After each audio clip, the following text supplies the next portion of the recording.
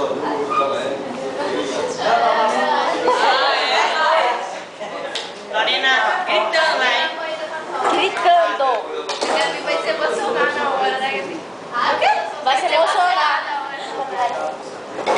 É completamente claro.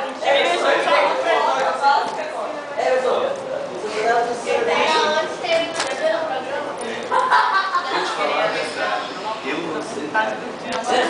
O quê? Porque eu nunca participei disso daí. É Eu bom. estou voando nisso daí. É um gol. Mas É legal. é legal. Mas a professora lá de educação física, Mara Rua, o pessoal que está aqui há muitos anos, eles sabem muito sobre isso. Desfile dos Eu vou times. ficar só olhando, porque eu não sei nada. Fazer o quê? Mas eu Desde Não sei nada. Eu tô só olhando também, porque eu tô... Porque a gente não ia descer, Pois eu Portugal. também não. É verdade, a gente não sabia que a gente ia descer, a gente nem se organizou pra torcida. É, né? É mesmo. Aí, mas não dá pra ter torcida. Vai ser um monte de país. Não, a gente vai torcer pra nona. A gente torce só Ah, eu sei um monte de grito de guerra. Argentina, Portugal e Japão. Não, Se tipo- estiver jogando Argentina e Portugal, a gente vai Muito bem, olha só quem Eu sei um está. monte de grito de guerra. Olha, A bola mesmo, passou o avião. existe uma tabela aqui. Puta que pariu, essa é velho. Eu achei até interessante a montagem da tabela, que está começando com as criancinhas. Olha, Obrigada. segundo jogo. Calma, tio. É segunda e terceira série. Os crescentes, acho que seria vai ser bacana.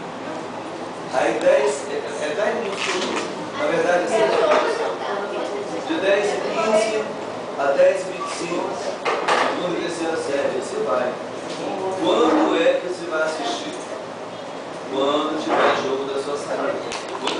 Para evitar o que aconteceu no ano passado, em que alguns estavam lá na quadra jogando, tinham 3 ou 4 aqui assistindo aula, e nem aula tinha, eu pode ser diferente agora. Eu não. Eles estão todo dia no carro fazendo isso, não faço nada. Eu disse, gente, só vai descer, só vai lá para baixo assistir os jogos, claro, a série que a gente estiver jogando. Vai jogando nona série, por exemplo, aí toda a nona série, independente se é A ou B, vai.